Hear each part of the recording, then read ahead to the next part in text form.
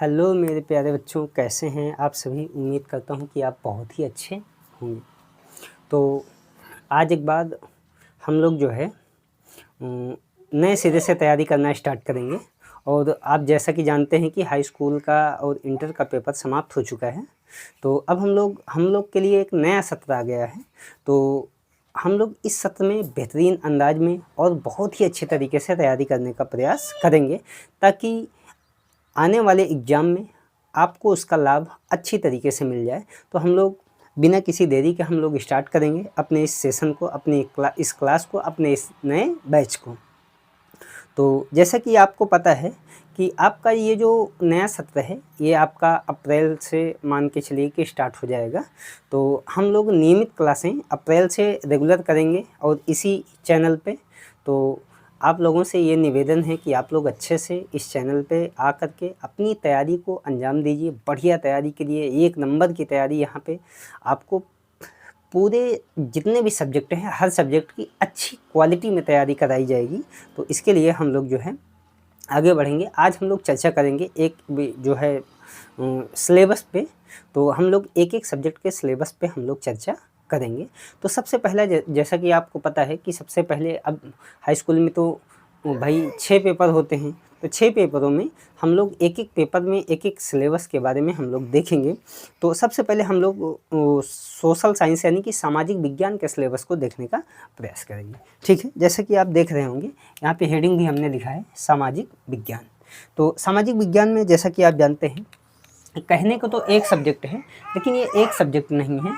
इसके अंतर्गत अगर हम लोग देखें तो सामाजिक विज्ञान में 4 चैप्टर हैं। ये 4 चैप्टर कौन कौन से हैं? तो एक आपका इसमें इतिहास है, इतिहास। और इतिहास के अलावा इसमें हम लोग दूसरा सब्जेक्ट क्या पढ़ेंगे? तो दूसरा सब्जेक्ट हम लोग पढ़ेंगे भूगोल। और तीसरा सब्जेक्ट हम लोग पढ़ेंगे सिविक्स यानी कि नागरिक शास्त्र। और चौथा सब्जेक्ट हम लोग पढ़ेंगे अर्थ व्यवस्था। तो इसमें कुल मिला के 4 सब्जेक्ट समाहित हैं: इतिहास, भूगोल, नागरिक शास्त्र और आपका अर्थ व्यवस्था। तो ये आपके 4 सब्जेक्ट हैं। तो हम लोग पहले चर्चा कर रहे हैं इसके सिलेबस पे चर्चा करेंगे।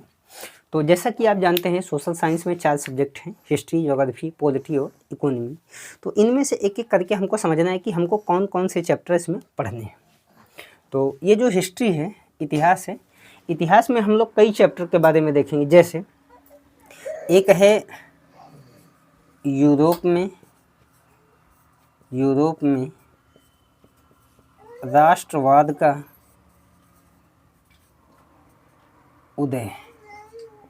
एक चैप्टर के रूप में हम लोग इसमें देखेंगे यूरोप में राष्ट्रवाद का उदय। तो हमारा ये एक चैप्टर हो गया। और इस एक चैप्टर के बाद हम लोग जो दूसरा चैप्टर देखने वाले हैं वो है भारत में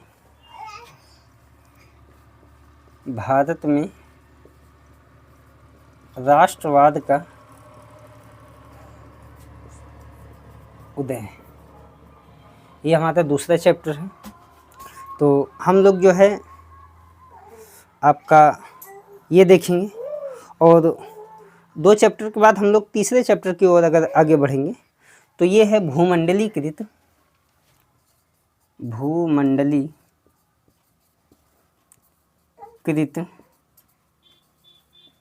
विश्व का बनना।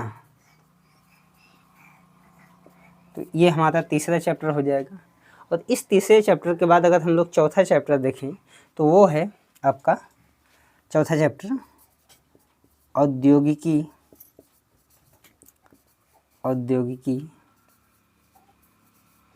का युग।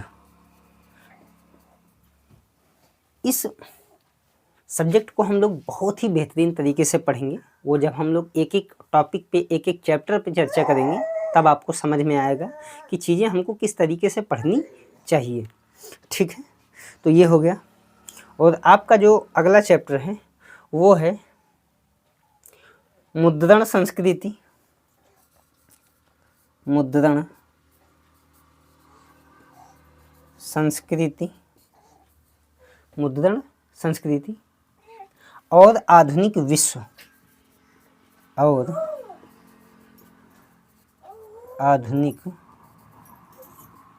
विश्व। तो ये हमारे हिस्ट्री के इतने चैप्टर हैं। और इसके लास्ट में सबसे अंत में जाके हम लोग देखेंगे मानचित्र कार्य, यानी कि मैपिंग प्रोजेक्ट। ठीक है, तो ये हमारे रहे हिस्ट्री के सिलेबस।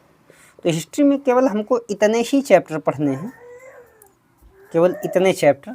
जैसे पहला चैप्टर आप लोगों ने देखा यूरोप में राष्ट्रवाद का उदय, दूसरा चैप्टर हमने देखा भारत में राष्ट्रवाद का उदय, और तीसरा चैप्टर हमने देखा भूमंडलीकृत विश्व का बनना। ठीक है, जबकि चौथा चैप्टर हमने देखा औद्योगिकीकरण का युग, और पांचवा चैप्टर है मुद्रण संस्कृति और आधुनिक विश्व, और सबसे लास्ट में हम लोग पढ़ेंगे मानचित्र कार्य। ठीक है, तो इतना हमको हिस्ट्री में पढ़ना है। इसके अलावा अगर हम भूगोल में आए तो भूगोल में जो पहला चैप्टर हमको पढ़ना है वो ये है संसाधन एवं विकास। ये सारे बहुत इम्पोर्टेंट चैप्टर हैं, संसाधन एवं विकास। तो एक चैप्टर तो यही हो गया आपका संसाधन एवं विकास, जबकि दूसरा चैप्टर है वन एवं वन्य जीव संसाधन। तो ये हमारा दूसरा चैप्टर हो गया भूगोल का। ये सिलेबस बहुत ही लेंदी है, लेकिन डोंट वरी, कोई दिक्कत नहीं। हम लोग चीज़ों को 1 बाय 1 करके खूब अच्छे से पढ़ेंगे, डिटेल से पढ़ेंगे। और आपको एक और बात हम बता दें कि ये एक ऐसा प्लेटफॉर्म है जहाँ पे क्वालिटी बहुत ही अच्छी आपको मिलेगी, इसमें नो डाउट। और सबसे बड़ी बात ये है कि आपका पूरा सिलेबस कंप्लीट करवाया जाएगा इस आपका प्लेटफॉर्म पे, और वो भी निःशुल्क, बिना किसी पैसे के। ठीक है, तो आप अच्छे से मन लगा के आप अपना योगदान दीजिए, और ताकि हम लोग भी आपकी तैयारी को अच्छे तरीके से सुचारू रूप से करा सकें। ठीक है, और तीसरा चैप्टर हम लोग देखेंगे 2 चैप्टर हो गया, तीसरा चैप्टर देखेंगे जल संसाधन। ये भी हमारे लिए वाटर रिसोर्स बहुत इंपॉर्टेंट चैप्टर होने वाला है। और जल संसाधन के बाद जो हमारा जो अगला चैप्टर है आपका वो है कृषि, यानी कि एग्रीकल्चर। और आप जानते हैं कि कृषि से इस बार के बोर्ड एग्जाम में भी सवाल बने थे और फिर बनेंगे, बार बार बनेंगे, क्योंकि भारत एक ऐसा देश है जो कि कृषि प्रधान देश है। तो हमारे यहाँ हमारे एग्जाम में कृषि से क्वेश्चन आने तय हैं। अब की बार जो क्वेश्चन आया था डिस्क्रिप्टिव क्वेश्चन था, बहुत ही अच्छा क्वेश्चन था। हालांकि इस क्वेश्चन के बारे में हम जहाँ पढ़ा रहे हैं ऑफलाइन, वहाँ पे हमने एग्ज़ाम के 3-4 दिन पहले ही, एग्ज़ाम स्टार्ट होने के 3-4 दिन पहले ही हमने इस पूरे चैप्टर को खूब बखूबी से पढ़ाया था, बहुत ही अच्छे तरीके से पढ़ाया था। और जो बच्चे हमारे जो है हमारी क्लास अटेंड किए थे उनको बहुत ही बेनिफिट मिला। तो हम चाहते हैं कि आपको भी बहुत ही बेनिफिट मिले, अच्छे से आप अपनी तैयारी करिए। तो अगला है इसमें जो है, अगला जो है खनिज तथा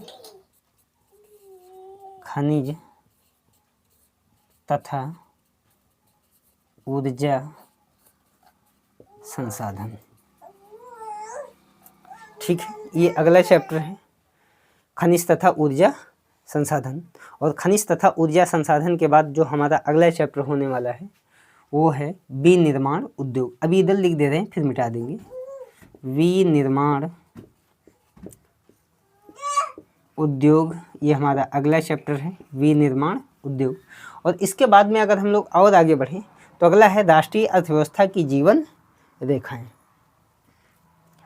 राष्ट्रीय अर्थव्यवस्था की जीवन रेखाएं, ये हमारा अगला चैप्टर है। और इसके बाद अगर हम लोग और भी कुछ करना चाहें तो वो कुछ और नहीं बल्कि एक और चैप्टर बचा है, वो है मानचित्र कार्य, यानी कि मैपिंग प्रोजेक्ट। तो मानचित्र कार्य आप जानते हैं कि मैप खतरनाक तरीके से हम लोग पढ़ेंगे, सीखेंगे, देखेंगे। तो इतने चैप्टर हमको पढ़ने हैं भूगोल में। ठीक है, ये हिस्ट्री के चैप्टर हो गए। और इधर के ये आपके भूगोल के चैप्टर हो गए। तो जैसा कि हमने 2 सब्जेक्ट में क्या क्या आपका चैप्टर है, क्या क्या पढ़ना है हमें, वो हमने आपके सामने चर्चा कर दी है, ठीक है। और इसके अलावा अगर हम लोग और देखें, थोड़ा सा इसको हम लोग मिटा के और चर्चा कर लें। अब हम लोग पढ़ेंगे आपका नागरिक शास्त्र यानी कि सिविक्स में क्या क्या चैप्टर हमको पढ़ने हैं। तो पहला पढ़ना है इसमें सत्ता की साझेदारी। सत्ता की साझेदारी एक चैप्टर तो ये हो गया, ठीक है, सत्ता की साझेदारी।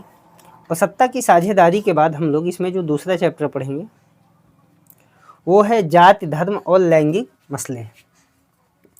जाति धर्म और लैंगिक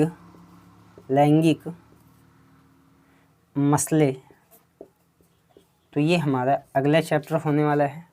और इसके बाद जो हम लोग अगला चैप्टर पढ़ेंगे वो है राजनैतिक दल। राजनीतिक दल यानी कि हमारे यहाँ जो पार्टियां हैं, जो भी राजनीतिक पार्टी हो, उनके बारे में हम लोग पढ़ेंगे। और इसके बाद हम लोग पढ़ेंगे लोकतंत्र के परिणाम। लोकतंत्र के परिणाम, इस पे भी चर्चा करेंगे हम लोग, ठीक है। तो इतने चैप्टर हो गए हमारे।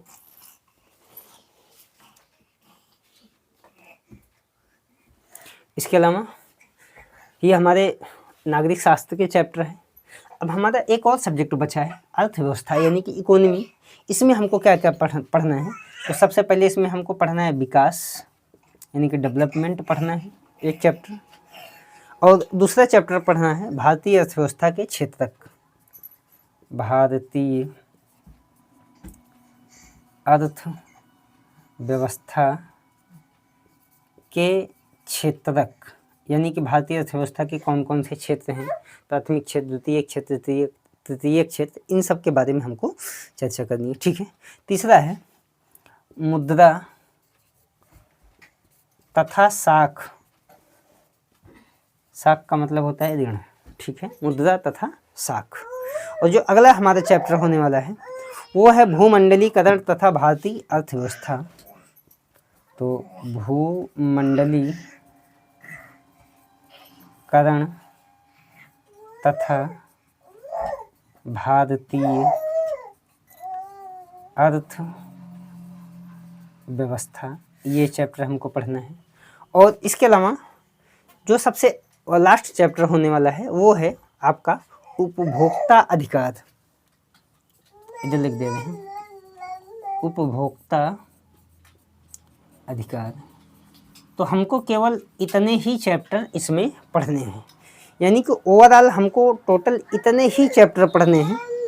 और आप जानते हैं कि सोशल साइंस से जो क्वेश्चन पूछे जाएंगे जितने नंबर के, वो आपके 70 नंबर के प्रश्न रहेंगे, 70 मार्क्स के ये पूछे जाएंगे, ठीक है। और हमको इन्हीं चैप्टरों को पढ़ के 70 नंबर लाने हैं। तो हो जाइए तैयार कमर कस के, बिना किसी देरी के। और आप चीज़ों को अपना सिलेबस अच्छे से पढ़ना स्टार्ट कर दीजिए, क्योंकि समय बहुत कम बचा है, एक ही वर्ष है, ठीक है। और इस एक वर्ष में हम लोग चीज़ों को धीरे धीरे 1 बाय 1 स्टेप बाय स्टेप करके हम लोग चीज़ों को पढ़ेंगे। और सारे सिलेबस को हम लोग इस तरीके से कंप्लीट करेंगे, इस तरीके से तैयार करेंगे ताकि हमें एग्ज़ाम में अधिकतम अंक मिल सके और हम अच्छे नंबर से या अच्छे परसेंटेज से हम पास हो सकें। तो तब तक के लिए बहुत बहुत धन्यवाद।